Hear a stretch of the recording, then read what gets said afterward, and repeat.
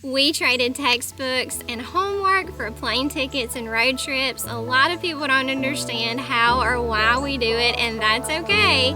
This is one of the best decisions we have ever made for our family. The world is our classroom, and here's how we do it.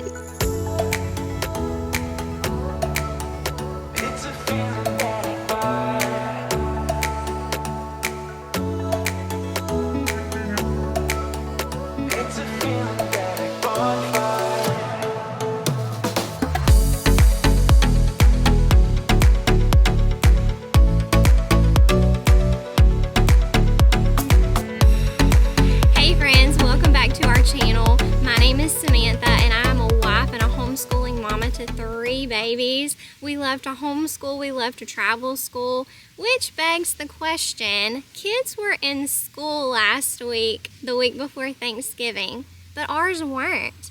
And here's how we do it. We made the decision to homeschool around 5 years ago. We just wanted something different for our family. We wanted to go off of the road less traveled, so to speak, and it has been the best decision that we have ever made for our family. We wanted to give our children real life experiences, to let them actually walk through the places that they were learning about, to touch and feel those different things in history that we only read about.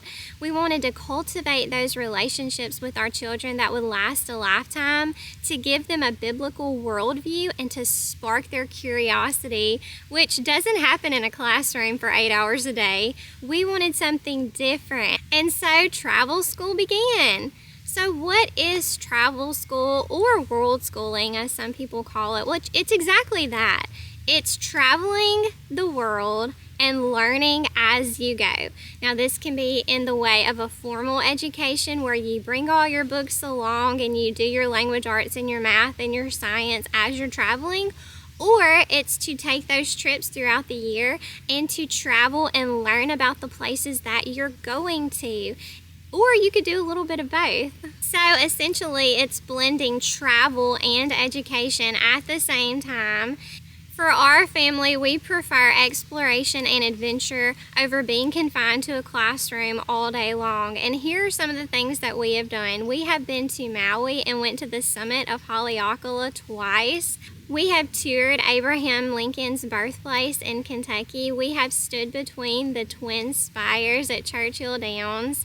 We have driven the road to Hana twice. We have walked through the Garden of the Gods. We have been to the summit of Pikes Peak in Colorado. We have ran a 5K at Disney World, my daughter and I. We have had close encounters with moose and elk in Rocky Mountain National Park. We have hunted whitetail in the great state of Missouri. We are a travel school family at heart. So we just got back from the state of Iowa. We were staying in the south of Iowa for rifle season in Missouri. Now we were unsuccessful in our hunts this year, and that's okay. We will be back to see you, Missouri. But instead of coming straight home, we were like, well, let's stop for a few days in Branson, Missouri. We love Branson. It is one of the last family-friendly spots that we have found in our travels where families actually celebrated. Kids are not a nuisance, and you can have fun. And the people of Missouri are so nice. You guys, you sure know how to treat people. Sometimes down in the South, I wonder if we need to take some lessons from you guys. But we stopped in Branson, and we would not have been able to do that had our kids been in public school. We would have had to have gotten back and sent the kids to their class for, the allotted amount of time. But, and to be completely frank, we wouldn't have had the opportunity to go hunting in Missouri if they would have been in public school. They would have missed too much school. All of these adventures that we go on, we would never be able to do had our kids been in traditional school. So for my husband and I, this was a moot point for us when we first started talking about homeschooling our then 4-year-old daughter. He and I were avid travelers before we had children. We had been to places like Bora Bora, Mexico, the Bahamas, New York City, the Redwood Forest. And we were not ready to give up our travels. We loved traveling, and we wanted our family to come along with us. And so when we started speaking about homeschooling our 4-year-old daughter, that was one of the biggest things that led us to that decision, was the ability to be able to travel and to do school along the way with our family.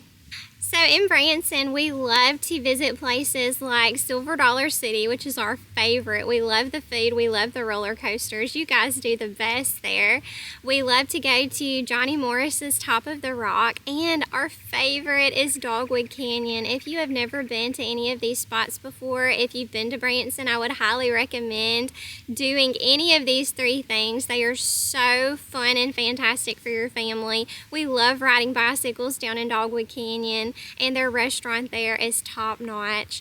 Also, at Top of the Rock right now, it's December the 1st, it's Christmas season, and they are doing a Nature at Night ride. And if you want to see any of these real-time things that go on with our family, you can follow us on Facebook and Instagram. I'll put the links down in the description below for a more real-time feel of what our adventures as a family look like.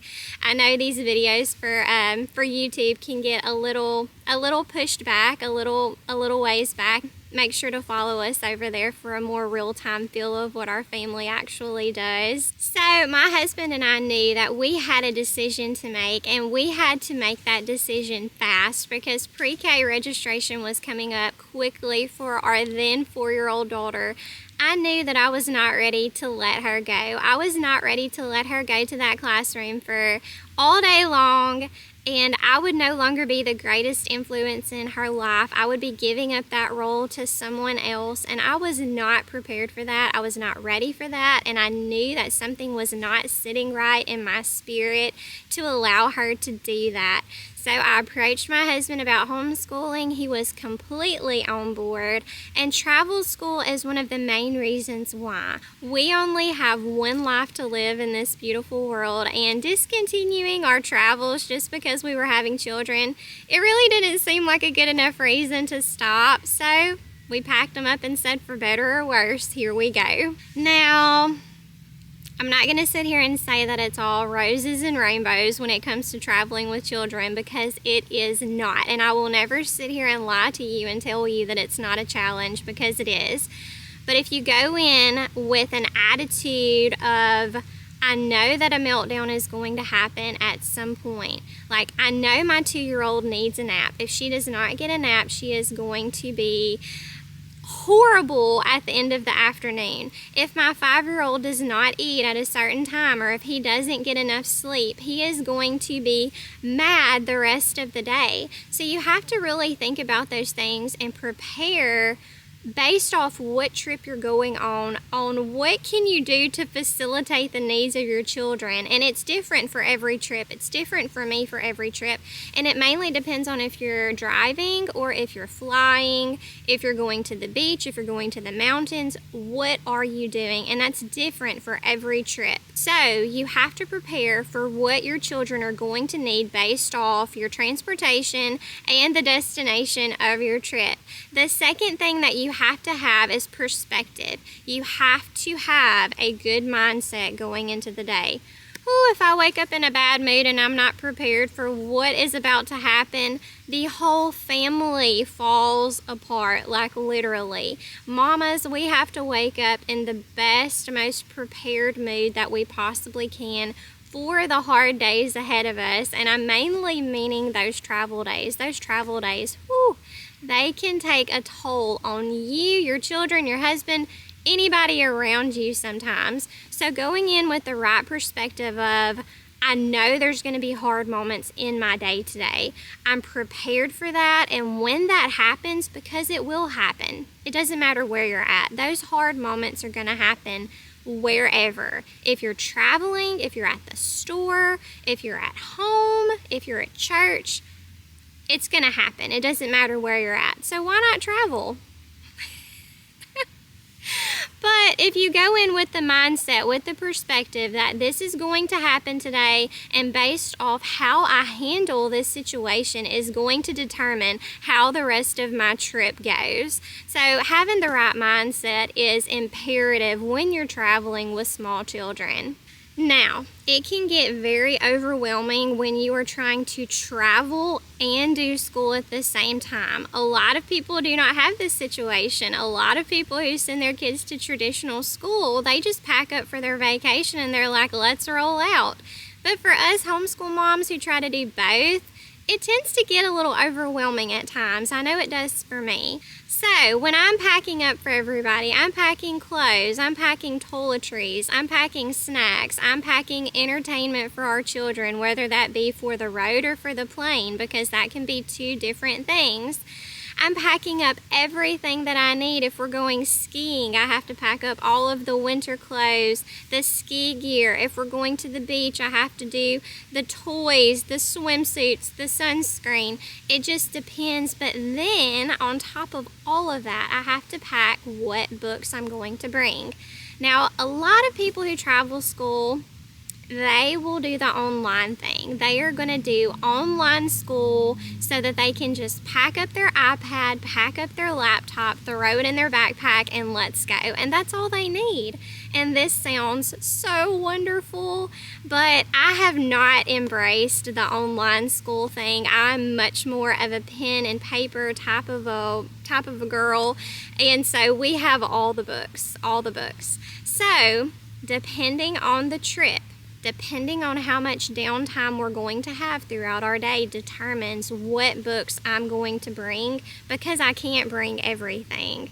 And so for us, I try to bring our core things, language, arts, and math first and foremost. If I think that I'm going to have a little bit more time, I will bring some history, some science, maybe a few read-alouds, definitely our Bible, and it just depends on the trip. Now, like the trip we just came back from when we stayed in Iowa and then made our way back into Missouri for that quick stop at Branson, I brought a lot of things. I even broke out a few of our unit studies for fall that were based around, I believe it was pumpkins, leaves, turkeys, and just some fun things for the kids to do while we were staying at our Verbo for the week.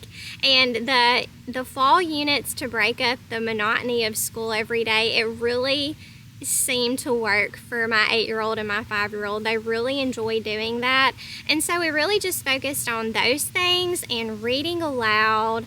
And we did get to do a little bit of math and language arts, but we didn't do that every day. And that's okay, because on those trips, you just have to do what you're able to do. So some days are going to go as planned. They're going to be amazing. You're going to be able to get your school done in like 2 hours and go about your day.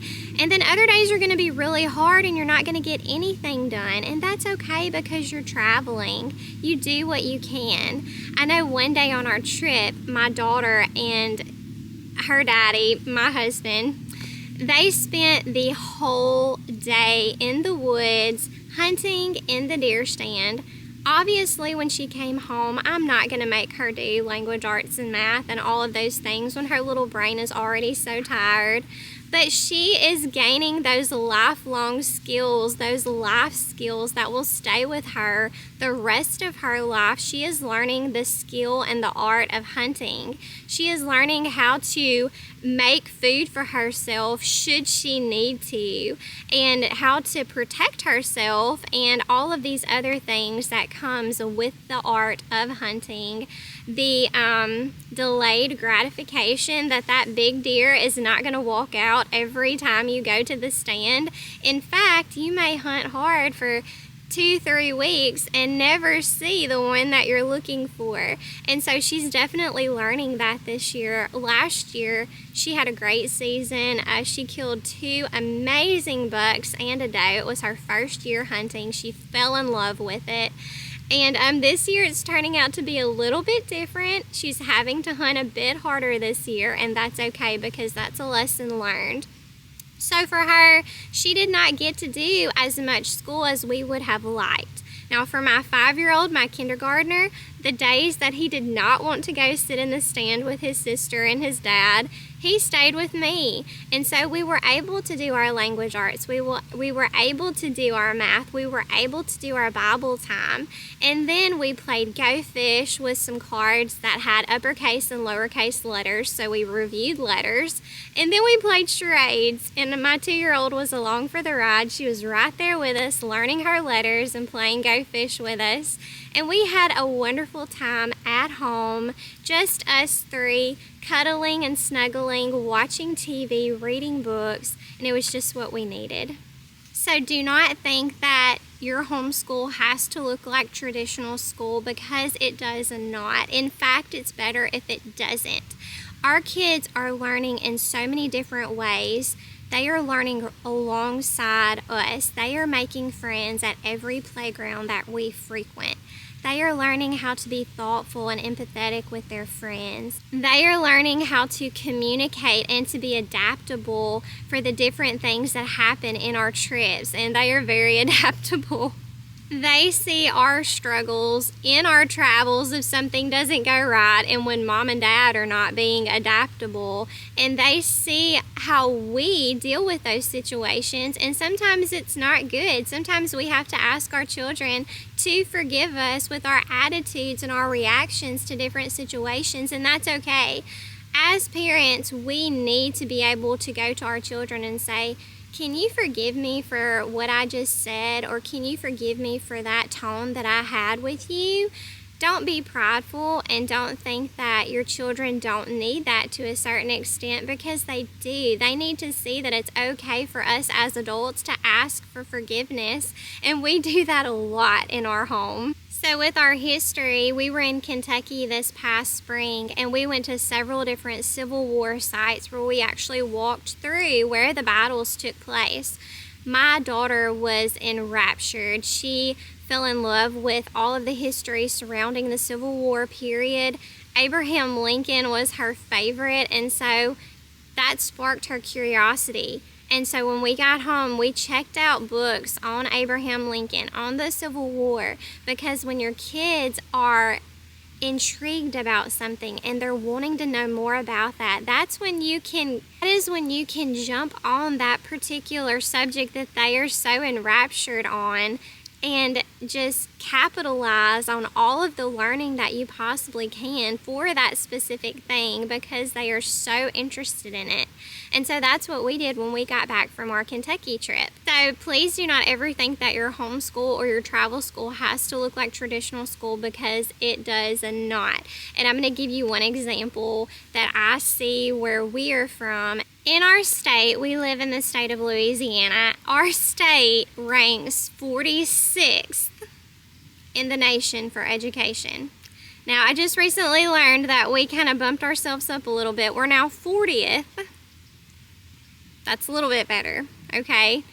I'm not impressed with that, and I knew that I could do just as well with the intent of being much better than what I was sending my child to get if I sent them to the traditional school. Like 40th is not good for me. 46 is definitely not good for me. So if anybody says that they cannot do it, that is a lie. You can do this. So I've been hearing about these children that have to read a certain amount of words in a minute in order for them to proceed to the next grade, and how so many children are struggling with this particular topic because they either can't do it at this point in their age, or they're just scared, or they have test anxiety, whatever that may be. Reading happens differently for every child. You can have a 5-year-old that is ready to read and let's do it, let's get them into it. And then you might have an 8-year-old who is just not ready at all. And they have to do it because they're in school, but they're just not loving it.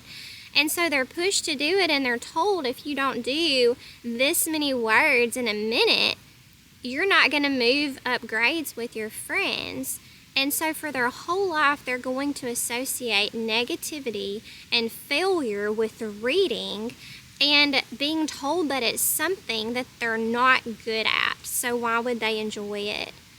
Reading is one of the best tools that we could have as adults. It opens up the world to so many different things. And if you tell a child at an early age that they're not doing something well, or that they can't do it well, or if they don't do it well, that they're not going to succeed, basically, you're setting them up for a lifetime of disappointment. Because I honestly wonder if that's why so many adults that I know do not love reading, is because they were told that they couldn't do it or they're not good at it.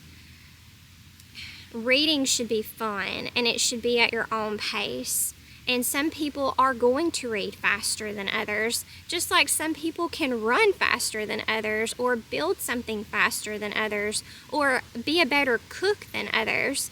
We're all different, and we're all created exactly the way that God made us, and that's okay, as long as these kids learn to read, and as long as they're not pushed to do something that they're not capable of at that point in their life. And as long as they're encouraged and supported and told that, hey, you can do this. You may not be the fastest reader, but buddy, as long as you know what you're reading, that's all that matters. Because it doesn't matter if you can read so many words in a minute. If you don't know the broadside of a barn of what you've just read, that's defeating the whole entire purpose. So, I got off on a tangent on that one. But my case in point is, do not model your homeschool or your travel school like a traditional school. Don't do it. I have an 8-year-old third grader who I have never pushed to read at all. She sees me reading. She sees her dad reading. She loves to read, and she understands how a book can open up so many different worlds and teach you so many different things about life, and how it's so fun and adventurous, or learning and knowledgeable and educational. Teaching her how to read and how to comprehend what she's reading was one of the most stressful things about homeschool for me. I'm like, how can I ever do this? I don't know why I was so doubtful about that fact, because she reads all the time and she loves reading. And in our curriculum that we use, and I love our curriculum, I'm not saying anything bad about it, but the one thing that I saw, and this was when she was in kindergarten, there was an assessment at the end of the unit. And it was a reading assessment. How many words can she read in a minute? Dock off points for the words that she gets wrong, or the words that she does not know. And if she does not reach this particular milestone, she does not need to proceed with this curriculum. That was what the assessment was. I will never forget when I gave her that assessment, and I hid my phone, like my timer, from her. I didn't want her to know that I was timing her. I didn't want that stress on her at 5 years old. Or maybe 6. No, it was 5. It was 5 years old. I was like, this is ridiculous. But anyway, I hid my phone and I told her just to read. Kids are so insightful. They know everything. And she quickly asked me why I was timing her. And guys, when she knew that I was timing her, she could read nothing like what she had been reading previously, because I'm with her every day. I know what she's capable of and what she's not capable of as far as reading. And when I saw what that phone and what that timer was doing to her, I was like, you know what? We're done. We're done with this. I know what you can do. We are moving along, and I don't care how many words you can read in a minute. And after that assessment, we never did another assessment in our curriculum, and it asked for that. She's 8 years old, loves to read, reads well, comprehends everything she reads. We had a 3-hour drive the other day, and she read 2 chapter books. That's what she did. She read the whole time. She read 2 books in our 3-hour trip. And so I'm saying that to say, Make learning fun for your children. Do not put so much pressure on them that they feel like they have to perform and do all the things, because that takes the joy out of it. Let them learn and encourage them and support them, and let them do it in their own time. Okay, so you're like, Samantha, you've talked enough. You've talked enough about how wonderful this life is, travel, school, homeschool. What are some things that I can do to implement this? And I'm going to start giving you those right now. So number one, if you want to try this travel school thing out. Now, if you're not even homeschooling yet, this is probably not for you. But if you're thinking about homeschooling, this is definitely for you. So stick through it. Number one, plan a small trip first. Now, I say this if you have young children or older children, a trial run would be good. So plan a small trip. Don't do something for like 2 or 3 weeks. Do like a few days and make it something where you don't have to travel very far, and try it for yourself. And think about the books that you would want to bring. Or if you do an online program, hey, that works even better. Just pack up your laptop, maybe some earmuffs, or not earmuffs. What are those things called? Earphones or earbuds. And hey, take a road trip, go see something. And the thing about travel school, I feel like a lot of people would be like, Samantha, I don't have the means to travel. I can't afford this. My next thought to you would be like, you don't have to travel far. The thing about this that I have found, and I found this out when we moved to the Midwest for about 6 months. That's a different story. When we moved to the middle of nowhere. There was nothing around, okay? But you guys, I found so many things to do in this small town because I was not from that area. I think that we can get stuck in the area that we're in, and we don't really look at the little things in our own hometowns that could be extremely fun and educational because we've been there our whole lives. That really opened my eyes to the things that are possible within an hour of where you live. And so I was on it. Like, I was trying to figure out all the different fun things that we could do in this area that we were in that was very remote. And it was wonderful. I found so many different things because I was on top of it. So if you think that you can't travel school right where you're at, you're wrong. Like, start digging, start finding things within your own area that you can really just go and have fun with your family with. Because I can promise you they're there. Now, they may be something that takes you out of your comfort zone, something that's not typical for you or your family. My dog is trying to come out here. They may not be something that's typical for your family, but it's okay to try something new. It's okay to get out there and do something different. And who knows, it might be something that turns into a passion of yours or one of your children's.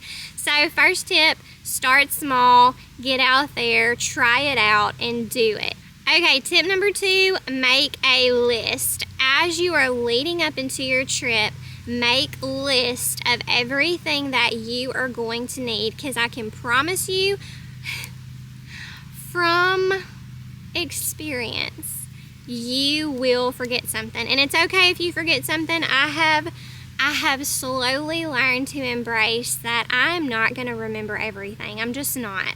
And so, you know what? There's always a store close by. You can go get that deodorant, that toothpaste, or you know what, that pair of shoes that you forgot to bring if your toddler's walking around barefoot because you forgot to bring her shoes.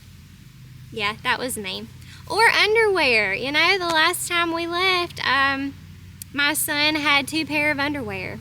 We were having to wash them every day. So I'm like, I don't know why I packed 2 pair. But anyway, make a list for everyone in your family, what their needs are going to be for this specific trip, and what resources you want to bring along for the ride to make those travel days easier, and also the books, your homeschool books that you want to bring based off the allotted amount of time that you will have every day to do school with your children. So make the list, but inevitably you will have to go to the store. Third tip, Be flexible. Now, this is with everything. This is with your travel plans, because something's going to go amiss at some point. Your kids' attitudes. Everyone is going to be tired at some point or another. Be flexible with that. Also, just kind of going back with the perspective to keep the right mindset. If your kids are just being totally obnoxious and just not willing to compromise or adapt to whatever the situation is, I always remind our kids, hey, you could be back in public school. We wouldn't be able to go on this trip wherever we're at, and I know that this moment in time is really hard, but you could be sitting at a desk for 8 hours a day, and we could be back at home. And that normally does the trick for them. They love to travel, and so the thought of them having to be at home all the time and then going to their classes every day for all day long, that usually does the trick, and they don't want to do that. So a thing with us is the school that my kids would have went to had we chosen the traditional route.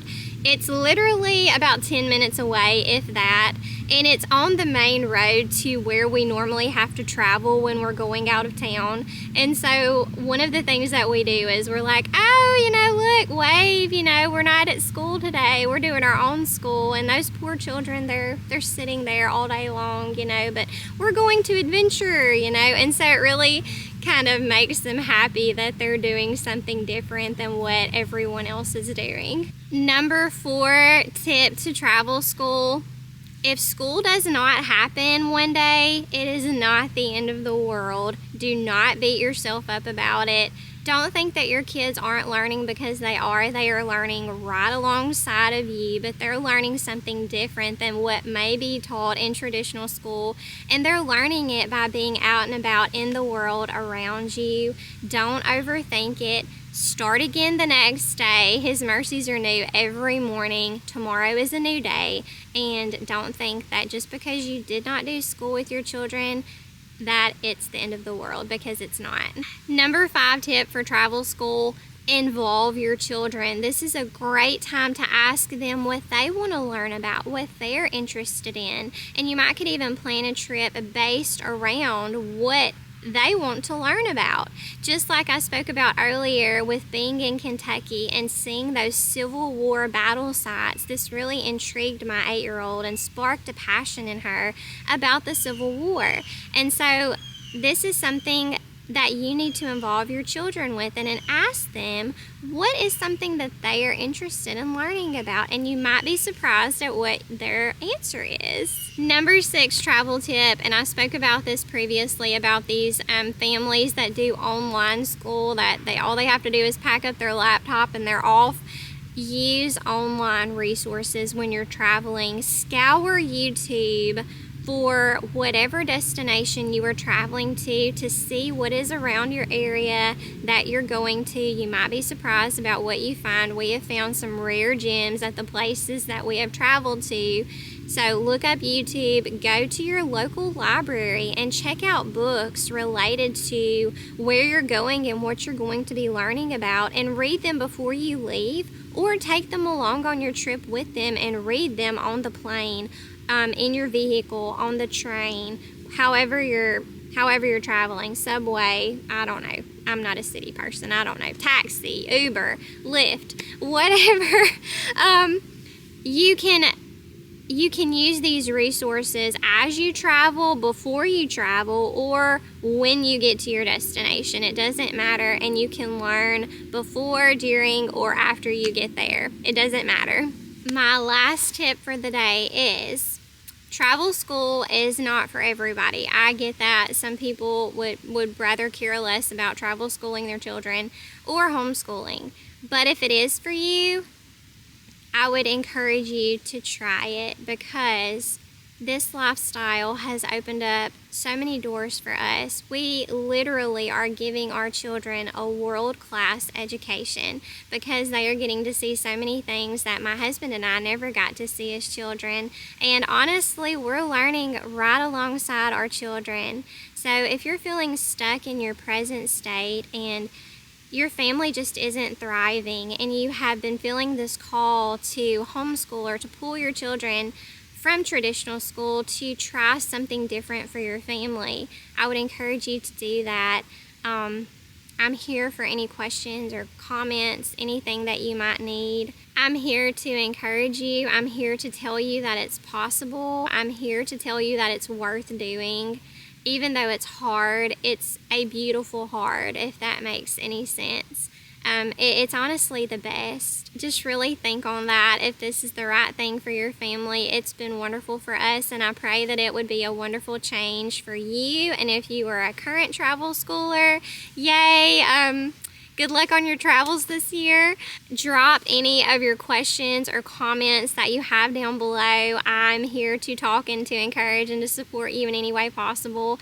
And I consider it an absolute blessing that you have chosen to spend your time here with me today. I thank you so much for being here. Please subscribe to our channel. Don't forget to do that. And I hope you guys have a blessed day and a blessed homeschool year. And with that, I will see you guys next time. Bye, guys.